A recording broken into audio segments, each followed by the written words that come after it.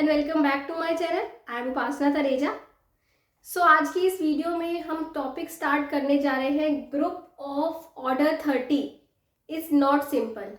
ये आप में से बहुत लोगों का डाउट आया था कि मैं इस टॉपिक को डिस्कस करूं, ठीक है। तो आज हम इस टॉपिक को बहुत अच्छे से डिस्कस करेंगे कि कैसे ग्रुप जो ऑर्डर 30 का जो ग्रुप होता है वो सिंपल नहीं होता, ठीक है। इसमें हम सारा बेसिक से स्टडी करते हुए आगे भी पॉइंट्स पे जाएंगे और ढंग से करेंगे, ठीक है। सो अगर आपको कोई भी डाउट आए तो प्लीज़ आप मुझसे कमेंट सेक्शन में पूछिएगा और प्लीज़ वीडियो को पूरा लास्ट तक देखिएगा और बीच बीच वाले कॉन्सेप्ट्स को भी ज़रूर समझिएगा, ठीक है। सो आइए इस टॉपिक को स्टार्ट करते हैं। सो ये ग्रुप है ऑर्डर 30 का, ठीक है। और हमें ये प्रूव करना है कि ये सिंपल नहीं होता। हमें क्या प्रूव करना है? ये सिंपल नहीं होता, ठीक है। तो उसके लिए सबसे पहले हमें ये पता होना चाहिए कि सिंपल ग्रुप होता क्या है, कि हम ऐसा क्या प्रूव करें कि हम इसको नॉट सिंपल प्रूव कर दें, ठीक है। सो उसके लिए लेट्स सी सिंपल ग्रुप क्या होता है। So what is a simple group? कोई भी सिंपल ग्रुप क्या होता है? लेट सपोज कीजिए जी एक ग्रुप है। Let G be a group, okay. हमने ये देखना है कि सिंपल ग्रुप किसको कहते हैं, ठीक है। जी कोई ग्रुप है, उसके लिए सिंपल ग्रुप के लिए हमें ये पता होना चाहिए कि नॉर्मल सब ग्रुप क्या होता है। नॉर्मल सब ग्रुप की वीडियो मैं आपको पहले ही बता चुकी हूँ, पहले ही कर चुके हैं नॉर्मल सब ग्रुप। तो आप प्लीज रेफर कीजिए मेरे चैनल पे ग्रुप थ्योरी में जाके उस प्लेलिस्ट को आप देख सकते हैं, ठीक है। सो नॉर्मल सब ग्रुप हमें पता है, तो हम यहाँ थोड़ा सा स्टार्ट करते हैं सिंपल ग्रुप के लिए। जी एक ग्रुप है अगर आपके पास और H उसका एक सब ग्रुप है एंड H बी आ सब ग्रुप ऑफ G। सब ग्रुप क्या होता है? सब ग्रुप एक सबसेट होता है उसी ग्रुप का जो खुद भी क्या बनाता है? ग्रुप बनाता है उस ऑपरेशन के रिस्पेक्ट में। जिस ऑपरेशन के रिस्पेक्ट में जी ग्रुप होता है उसी ऑपरेशन के रिस्पेक्ट में जो उसका एक सबसेट होता है वो ग्रुप बना रहा हो अगर, तो उसको हम क्या बोलते हैं? सब ग्रुप बोलते हैं। और H हमने क्या ले लिया? एक सब ग्रुप है जी का, ठीक है। देन इस H को हम बोलेंगे normal sub group. Then H is said to be a normal sub group of G. Sub group तो वो है ही सही पहले से ही, ठीक है। उसको हम नॉर्मल सब ग्रुप कब बोलेंगे? इफ अगर वो एक कंडीशन सेटिस्फाई कर रहा हो। वो कंडीशन क्या है? H is equal to X H X inverse, और you can say that X H X inverse belongs to H। ये भी ट्रू है, ये भी ट्रू है। और x h is equal to h x for all x belongs to G। जो x है वो G का एक एलिमेंट है, इसी ग्रुप का एक एलिमेंट है x, और H क्या है? सब ग्रुप है। अगर उस सब ग्रुप के रिस्पेक्ट में ये कंडीशन ये सेटिस्फाई कर रहा है कि अगर हम ये अप्लाई करें एक्स एच एक्स इनवर्स, वो किस में बिलोंग करे? H में ही बिलोंग करे, तो उस H सब ग्रुप को हम क्या बोलते हैं? नॉर्मल सब ग्रुप बोलते हैं, ठीक है। तो उस H इसको क्या बोलते हैं? हम नॉर्मल सब ग्रुप बोलते हैं, ओके। तो अगर आपके पास G एक ग्रुप है और H उसका सब ग्रुप है, ये तो होता है सब ग्रुप का सिंबल, और ये किसका होता है? नॉर्मल सब ग्रुप का। सिंबॉलिकली हम कैसे लिखते हैं? H is normal sub group of G if H x H x inverse is equal to H, और you can say x H is equal to H x, ठीक है। तो ये हुई नॉर्मल सब ग्रुप की डेफिनेशन। अब एक fact है कि अगर जो G होता है वो खुद और आइडेंटिटी, मतलब जो इसके ट्रिवियल सब ग्रुप्स होते हैं वो नॉर्मल सब ग्रुप्स भी होते हैं। कौन कौन से होते हैं इसके ट्रिवियल सब ग्रुप्स? एक तो वो ग्रुप जो आइडेंटिटी से बनता है और एक खुद G, ये दोनों ट्रिवियल सब ग्रुप्स होते हैं। दीज टू सब ग्रुप्स आर ऑलवेज नॉर्मल सब ग्रुप्स ऑफ G, ठीक है। इसके बाद बात आती है कि अगर आपके पास G जो ग्रुप था, ये तो हमें कंडीशन हमने देख ली, ठीक है। तो ये क्या बात आती है इसके बाद कि हमें पता है कि E and G are always normal subgroups of G. Okay, और अगर G अबेलियन होता है, अब G एक ग्रुप है, अगर या तो वो अबेलियन होगा या वो क्या होगा, नॉन अबेलियन होगा, है ना। अगर वो अबेलियन है तो उसके सारे सब ग्रुप क्या होंगे, ऑल सब ग्रुप्स आर नॉर्मल। ओके, इसके सारे सब ग्रुप्स क्या होंगे, नॉर्मल होंगे।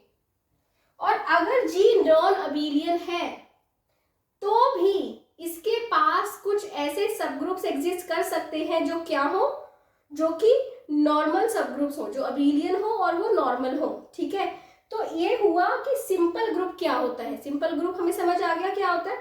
ठीक है, so this is called simple group. If so I hope आपको क्लियर हो गया है सिंपल ग्रुप क्या होता है। ठीक है, तो हमने ये देख लिया कि कोई भी ऐसा ग्रुप जिसके पास ट्रिवियल सब ग्रुप्स के अलावा कोई भी नॉर्मल सब ग्रुप नहीं होता, उसको हम सिंपल ग्रुप बोलते हैं, है ना। अब हमें इसको, ये तो वो तो सिंपल हो गया जिसके पास नहीं होता, पर अगर किसी के पास हो नॉर्मल सब ग्रुप जिसके पास नहीं होता, है ना, वो तो क्या हो गया, सिंपल हो गया। पर जिसके पास नॉर्मल सब ग्रुप हो वो क्या हुआ, नॉट सिंपल। और हमें क्या प्रूफ करना है, नॉट सिंपल। सो अगर हम ये प्रूफ कर दें कि जो ये ग्रुप है, let order of G is equal to 30, जो ये ग्रुप है, we need to prove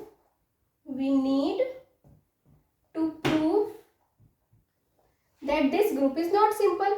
So for that we need to prove that G has a non-trivial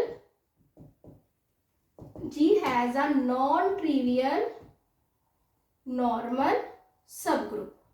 okay, so हम इस बात को प्रूव कर दें कि G के पास एक नॉन ट्रिवियल नॉर्मल सबग्रुप है। अगर उसके पास नॉर्मल सबग्रुप है, इसका मतलब क्या होगा, वो सिंपल तो नहीं होगा। ठीक है, अब मेन बात आती है कि हम ये कैसे प्रूव करें कि ये नॉर्मल सबग्रुप है इसके पास। उसके लिए हम एक और रिजल्ट पे आते हैं। वो रिजल्ट क्या है कि अगर किसी ग्रुप के पास यूनिक PSSG होता है, यूनिक क्या होता है, PSSG, unique P silo subgroup, this implies वो जो सबग्रुप होता है वो क्या होता है, नॉर्मल होता है। ठीक है, तो हमें क्या पता चलना चाहिए, हमें PSSG को काउंट करना आना चाहिए। इसका मतलब अगर हमें PSSG काउंट करें और वो एक ही आ रहा हो, इसका मतलब यूनिक आ रहा हो, इसका मतलब हम क्या बोल देंगे कि वो जो सब ग्रुप है वो क्या है, नॉर्मल है। ठीक है, तो अब हम काउंट करते हैं PSSG। उसके लिए हमें पता होना चाहिए कि PSSG क्या होता है। ठीक है, बहुत ध्यान से देखिए, बहुत सिंपल चीजें हैं। सपोज कीजिए G एक ग्रुप है, okay, and P⁴n divides order of G and P⁴n+1 doesn't divide order of G। जैसे कि सपोज कीजिए 2³ तो डिवाइड कर रहा हो किसी चीज को, पर उसको 2⁴ डिवाइड ना कर रहा हो, जैसे कि 56 होता है ना, इसको 2³ डिवाइड करता है बट 2⁴ इसको डिवाइड नहीं करता। इसका मतलब ये जो होगा, अगर ऐसा हो रहा है किसी भी ग्रुप में, अब ऑर्डर कुछ भी हो सकता है, जैसे ये 30 है ना, ऑर्डर कुछ भी हो सकता है। अगर ऐसा हो रहा है किसी भी ग्रुप में, this implies there exist a PSSG।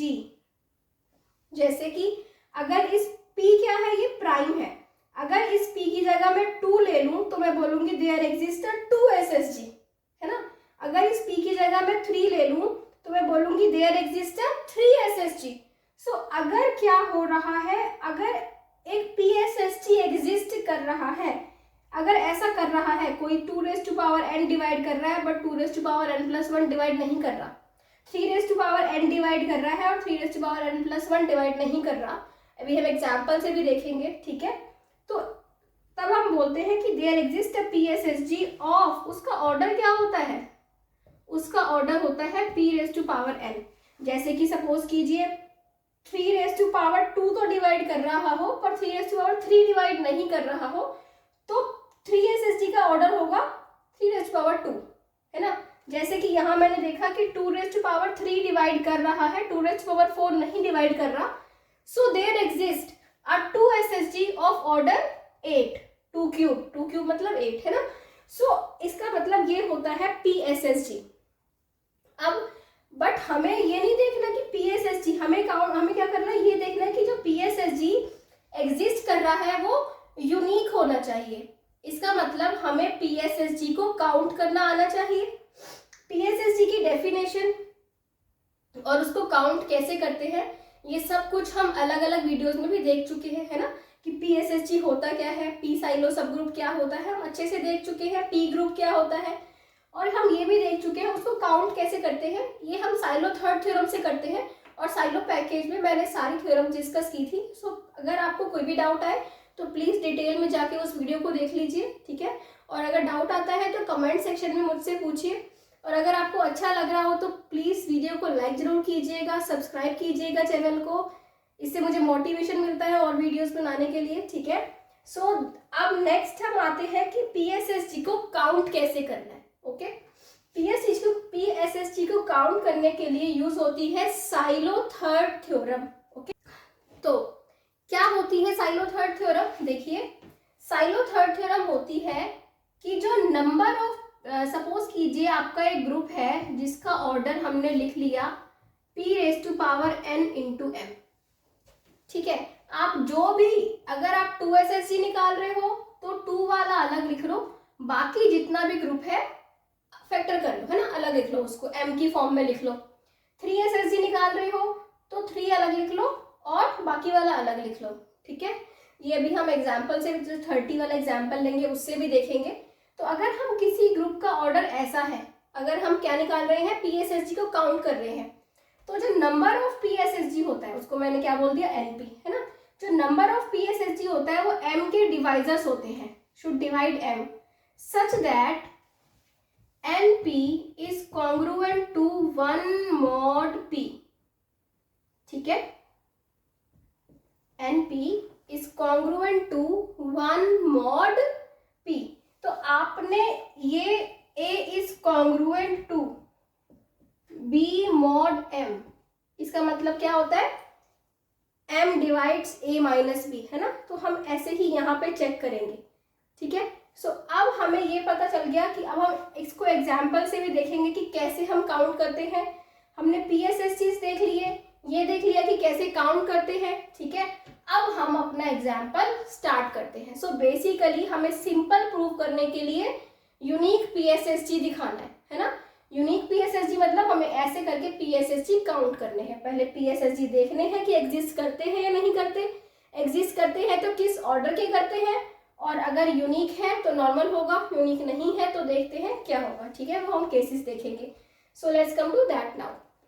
सो अब हम स्टार्ट करते हैं इस ग्रुप को लेके।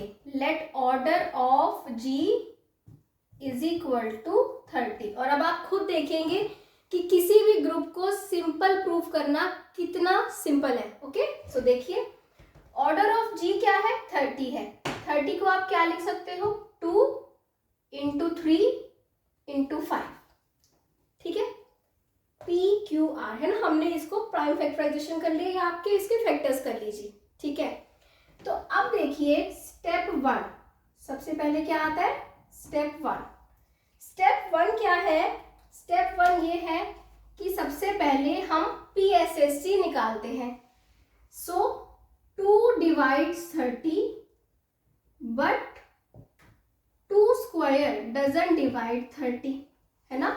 This implies there exists a 2 SSG of order 2, ठीक है। इसी ऑर्डर का एग्जिस्ट करता है ना, P⁻n का 2⁻1 डिवाइड करता है, 2⁻2 डिवाइड नहीं करता। इसका मतलब एक PSSG 2 SSG एग्जिस्ट करता है किसका, ऑर्डर 2 का। And 3 and next 3 divides 30 but 3 square doesn't divide 30। This implies there exists a 3 SSG of order 3, ठीक है, and 5 divides 30, 5 square doesn't divide 30. This implies there exists a 5 SSG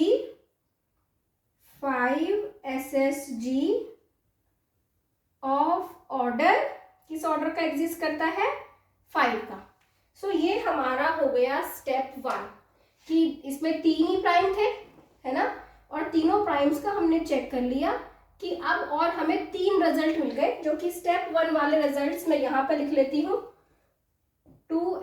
there exists 2 SSG of order 2, 3 SSG of order 3, 5 SSG of order 5.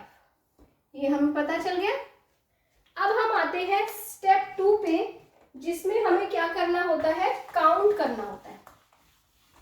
Step 2 में हम SSG को count करते हैं, ठीक है. कैसे काउंट करते हैं, मैंने कैसे सिखाया था आपको अभी काउंट करना, हमने काउंट करना देखा था स्टेप 2 कि अब हम चेक करते हैं 2 SSG. Number of 2 SSG are divisors of M. M के डिवाइजर्स होते हैं ना, उसमें M क्या होता है, order of G is equal to 30, 2 into 15, है ना, P raise to power N. जिस वाले प्राइम के आप नंबर ऑफ SSG चेक कर रहे हो, है ना, उसको अलग लिख लो, बाकी सारे को अलग लिख लो, ठीक है. 2 इंटू 15, ठीक है. So this implies N2 can be, क्या क्या हो सकता है N2, 15 के डिवाइजर्स 1, 3, 5 और 15, ठीक है. इनमें से कौन कौन होगा, सच दैट क्या था कि N2 is congruent to 1 mod 2, 1 mod P, है ना, यही थी ना कंडीशन इसकी, ठीक है, कि N2 जो है वो कॉन्ग्रुएंट होगा 1 mod 2 के, है ना. अगर आपको समझ आ रहा हो तो प्लीज लाइक बटन को जरूर प्रेस कीजिएगा और प्लीज सब्सक्राइब कीजिएगा चैनल को. ओके, आप टेलीग्राम पे भी मेरे चैनल को विजिट कर सकते हैं, वहाँ पे भी मैं वीडियोस अपलोड करती हूँ टेलीग्राम पे, ठीक है. और आप मुझे फेसबुक पे मैथमेटिक क्लासेस का नाम का पेज है, वहाँ पे भी आप ज्वाइन कर सकते हैं, ठीक है. सो प्लीज ये देखिए इसके बाद क्या है आगे कि N2 क्या क्या हो सकता है, ये 4 हो सकते हैं, या 1 होगा या 3 या 5 या 15. कौन सा होगा जो इस कंडीशन को सेटिस्फाई करेगा. 1 is congruent to 1 mod 2, 1 satisfy कर रहा है तो 1 हो सकता है, ठीक है. 3 इज कॉन्ग्रुएंट टू 1 mod 2, है ना, 3 में से 1 गया, 3 माइनस 1 लेके जाएंगे 2 डिवाइड्स 2, है ना, ये 2 जो होता है डिवाइड कर रहा है 2 को. सो ये 2 भी हो 3 भी हो सकते हैं, है ना, 3 है यहाँ पे. क्या 5 सेटिस्फाई कर रहा है, यस कर रहा है, क्योंकि 5 माइनस 1 4 होगा और 2 4 को डिवाइड करता है, इसका मतलब 5 भी हो सकते हैं और 15 हो सकते हैं. 15 is congruent to 1 mod 2, yes, क्योंकि 15 माइनस 1 14 होगा और 14 जो है वो 2 से डिवाइड होता है, इसका मतलब 15 भी हो सकते हैं. तो ये चारों की वैल्यू ट्रू हो गई, ठीक है. सो N2 हमें क्या क्या मिल गया, यहाँ हम लिख लेते हैं. N2 हो सकता है 1, 3, 5 एंड 15. अब हम काउंट करते हैं किसको, अब हम काउंट करते हैं N3 को, ठीक है. N3 को कैसे काउंट करेंगे बताइए. N3 को काउंट करने के लिए 30 को लिख लेंगे 3 इंटू 10, है ना. सो N3 शुड डिवाइड, किसको डिवाइड करना चाहिए, 10 को डिवाइड करना चाहिए. इसका मतलब N3 कैन बी 1, 2, 5 या फिर 10. कौन सा होगा जो इस कंडीशन को सेटिस्फाई करेगा, such that N3 is congruent to 1 mod 3. अब इनमें से बताइए कौन है जो सेटिस्फाई कर रहा है. 1 इज कॉन्ग्रुएंट टू 1 mod 3, क्योंकि 1 माइनस 1 तो 0, 0 जो होता है ना 3 से डिवाइड होता है, तो 0 ही आएगा, तो ये तो सेटिस्फाई करेगा। तो n3 क्या क्या हो सकता है, 1 हो सकता है। n3 2 हो सकता है, 2 is congruent to 1 mod 3, no 2 is not, क्योंकि 2 माइनस 1 1, 3 डजंट डिवाइड 1, है ना।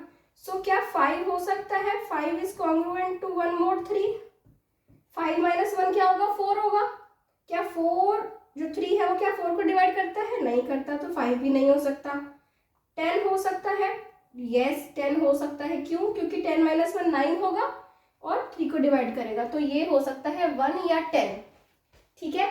इसके बाद अब हमने क्या काउंट करना है, 5 वाला, 5 into 6, है ना, and 5 should divide 6, तो क्या क्या हो जाएगा, 1 2 3 and 6 हो जाएगा, है ना। such that n5 is congruent to 1 mod 5। अब ये देखिए 1 2 3 6 में से कौन है जो इस इक्वेशन को सेटिस्फाई करेगा, 5 5 5 5 1 करेगा, ठीक है। तो n5 1 हो सकता है, ठीक है, आप समझ रहे होंगे आप लोग। ये 2 करेगा, 2 नहीं करेगा, है ना। 3 करेगा, 3 माइनस 1 2 नहीं करेगा। 6 करेगा, यस 6 करेगा, 6 माइनस 1 5, 5 डिवाइड करेगा इसको, तो 1 और 6, ठीक है। अब हमें यहां तक क्लियर हो गया कि इसके 2 SHG इतने होंगे, 3 SHG इतने होंगे, 5 SHG इतने होंगे। अब हम आते हैं स्टेप 3, जो कि मोस्ट इंपॉर्टेंट स्टेप है। उसको देखिए हम कैसे चेक करते हैं। तो अब आया स्टेप 3। स्टेप 3 देखिए बहुत इंपॉर्टेंट है। n2 क्या हो सकता है, वैसे तो हम क्वेश्चंस में क्या करते हैं, अलग अलग केसेस लेते हैं। n2 1 होगा, n3 1 ले लो, n5 1 ले लो, है ना। n2 1, इसके साथ n3 1 और n5 को ले लिया 6, ठीक है। n5 को दोनों ले लिए, ठीक है। इसके बाद n2 1, n3 को क्या ले लिया 10, n5 को 1 ले लिया, n2 को 1 लिया, n3 को, मैं आपको सारे केसेस लिख के दिखा रही हूँ ताकि आपको अच्छे से बेस क्लियर हो जाए। अगर आपको लग रहा हो कि ये समझ आ रहा है तो थोड़ा सा स्किप करके वीडियो को या फिर स्पीड फास्ट करके देख लीजिए, ठीक है। n3 को क्या ले सकते हैं हम, यहाँ पे हमने ले लिया 10 और n5 को ले लिया 6, ठीक है। इसके बाद n3 को लिया हम, n2 को हमने लिया 3, n5 को लिया हमने, सॉरी n3 को लिया 1, n5 को भी 1। तो मैं आपको क्या कहना चाह रही हूँ वो आपने समझना है। इसको मैंने 3 लिया, इसको मैंने 1 लिया, इसको मैंने क्या ले लिया 6 ले लिया। आपको अब समझना क्या है, ऐसे करके हमारे बहुत सारे केसेस बनते जाएंगे। जैसे आप देख ही रहे हो कि मैंने 3 लिया, 1 लिया, 1 लिया, 3 लिया, 1 लिया, 6 लिया, है ना। फिर मैं क्या करूँगी, 3 लूँगी, 10 and 1, 3 10 and 6, इस टाइप के केसेस में ले लूँगी। अब आपको जब भी ये दिख रहा हो कि इन तीनों में से कोई भी एक 1 है, आइदर दिस इज 1 और दिस इज 1 और दिस इज 1, जैसे कि ये जो केस था 1 10 6 वाला, इसमें ये 1 है, बाकी दोनों कुछ भी हो। अगर कोई भी एक यूनिक PSSG है, दैट मीन्स वो क्या होगा, नॉर्मल होगा। अगर वो साइलो सब ग्रुप, अगर वो सब ग्रुप नॉर्मल है, इसका मतलब our group is not simple. अब क्या हमें ऐसे केसेस मिलेंगे जब कोई भी यूनिक ना हो, तो एक बार हम वो सारे केसेस देखें कि जब हमें क्या होगा, यूनिक नहीं मिलेगा, ठीक है।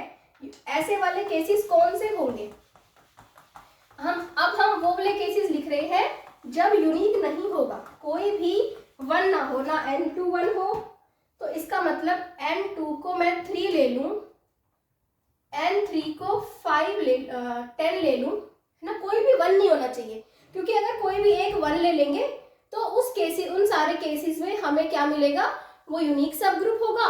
यूनिक सब ग्रुप होगा तो क्या होगा, नॉर्मल होगा, है ना। नॉर्मल होगा तो आर जो हमारा जो ग्रुप है दैट इज नॉट सिंपल, उस केसेस के लिए हो गया।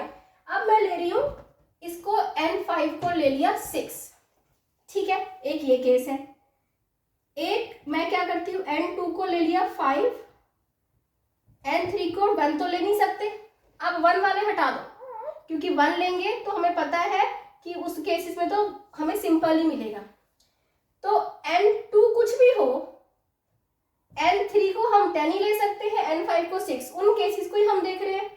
तो अगर हम ये इनको देखें ही ना, अगर ऐसा कोई केस है जिसमें ये दोनों 10 और 6 हैं, बाकी और N2 3 हो, 5 हो, 15 हो, क्या ये दोनों 10 और 6 हो सकते हैं? अगर हम इस केस को दिखा दें कि दिस इज नॉट पॉसिबल, कि ये 10 हो और ये 6 हो, तो इसका मतलब ऐसा कोई भी केस पॉसिबल होगा ही नहीं जिसमें ये 10 हो या ये 6 हो, ठीक है। इसका मतलब इन दोनों में से कोई एक 1 हो जाएगा, या तो ये 1 हो जाए, अगर ये 1 नहीं है तो ये 1 हो जाए, क्योंकि जब ये 10 है और ये 6 है, ऐसा केस पॉसिबल नहीं है, ये हम दिखा दें, है ना। अब हमें we need to prove this is not possible, N3 equal to 10 and N5 equal to 6 is not possible। अब हम ये कैसे दिखाएंगे कि ये पॉसिबल नहीं है? N3 क्या है? N3 है 3 SSG of order 3। N5 क्या है? There exist 10 3 SSGs of order 3, there exist 6 5 SSG of order कितना है उनका? 5 है, ठीक है। 10 SSG मतलब 10 सब group, H1 H2 H3 H4 H6 H7 H8 H9 H10, ये 10 सब ग्रुप्स एग्जिस्ट कर रहे हैं, जो क्या है 3 SSG है, जिनका ऑर्डर 3 है, सबका ऑर्डर 3 है, ठीक है। अब अगर सबका ऑर्डर 3 है, इसका मतलब सब में 3 एलिमेंट्स है, आइडेंटिटी तो सबकी कॉमन होगी, ये हमें पता है ना, सब ग्रुप्स की आइडेंटिटी क्या होती है? कॉमन होती है, और ये ऑर्डर 3 के हैं, ठीक है। अब इसमें HI इंटरसेक्शन HJ कितना है? क्या इनमें कोई एलिमेंट कॉमन है? HI इंटरसेक्शन HJ कितना है? अगर हमें सबको काउंट करना है और हम ये कहें कि सिर्फ आइडेंटिटी कॉमन है, तो हम बोल देंगे आइडेंटिटी तो हो गई एक एलिमेंट, बाकी सब में 2 2 2 करके 20 हो गए, 20 + 1 ये इसमें 21 एलिमेंट्स हो गए, है ना। कितने हो गए? 21 एलिमेंट्स इस वाले केस में हो गए। अभी ये भी है ना, वो भी हम देखेंगे। तो अब हमें ये दिखाना पड़ेगा कि इसमें कॉमन कितने हैं। हमें पता है order of HI intersection HJ divides order of HI, इसका मतलब order of HI intersection HJ या तो 1 होगा या 3 होगा, है ना, या तो 1 होगा या 3 होगा। क्या ये 3 हो सकता है? ऑर्डर ऑफ क्या सब में 3 3 3 3, हमने ये क्या लिए हैं? 10 अलग अलग ग्रुप्स लिए हैं। इस अगर HI इंटरसेक्शन HJ कब होगा? 3, जब ऑर्डर ऑफ HI भी 3 हो, ऑर्डर ऑफ HJ भी 3 हो। अगर दोनों 3 होंगे तभी तो इनका इंटरसेक्शन 3 होगा। सेम हो गए हैं, पर हमें सेम तो नहीं लिए, हमने तो यूनिक सब ग्रुप्स लिए हैं। इसका मतलब this case is not possible, 3 तो हो नहीं सकते। तो order of HI intersection HJ क्या हुआ? 1 हुआ, ठीक है। सो अगर order of HI intersection HJ 1 है, इसका मतलब क्या हुआ? अब नंबर ऑफ एलिमेंट्स हमने काउंट कर ही लिए, अगर 1 है तो 21 एलिमेंट्स होंगे। क्यों? क्योंकि सब में कॉमन आइडेंटिटी है, क्योंकि इंटरसेक्शन 1 है, बाकी सारे 2 2 2 2 2 2 एलिमेंट्स 20 हो गए, 21। अब सिमिलरली हम काउंट करते हैं किसको? 6 5 SSG ऑफ ऑर्डर 5, 6 है, ठीक है। K1 K2 K3 K4 K5 K6, 6 है। सबका ऑर्डर कितना है? 5 5 5 यूनिक सब ग्रुप्स है, ठीक है। और 5 अलग अलग सब ग्रुप्स है, यूनिक नहीं, सॉरी, 5 क्या है? सब ग्रुप्स है, और सबका ऑर्डर क्या है? 5 है, ठीक है। अगर सबका ऑर्डर 5 है और ये 5 है तो इनमें क्या कोई कॉमन एलिमेंट है? वही सेम केस हुआ जो अभी मैंने बताया था कि ऑर्डर ऑफ के आई इंटरसेक्शन के जे डिवाइड्स ऑर्डर ऑफ के आईज, मतलब 5 को डिवाइड करता है, तो या 1 होगा या 5 होगा। 5 तो हो नहीं सकता, अगर 5 हो गए तो ये सारे सेम हो जाएंगे। सेम तो नहीं, हमने अलग अलग लिए सारे सब ग्रुप्स, 6 सब ग्रुप है अलग अलग, है ना, तो इसका मतलब 1 होगा। अगर 1 होगा तो एक एलिमेंट कॉमन है और बाकी सारे अलग अलग हैं। अलग अलग कितने हो गए? 4 4 4 4 4 6 24 प्लस 1 25 एलिमेंट्स। तो टोटल इस केस में हमें कितने एलिमेंट्स मिले इस ग्रुप के? इन सब ग्रुप्स में कितने एलिमेंट्स मिले? 21 प्लस 25 मतलब कि 46 विच इज ग्रेटर देन 30। सो ऐसा क्या पॉसिबल है कि सब ग्रुप्स में ग्रुप से ज्यादा एलिमेंट आ जाए? नहीं। So this case is not possible.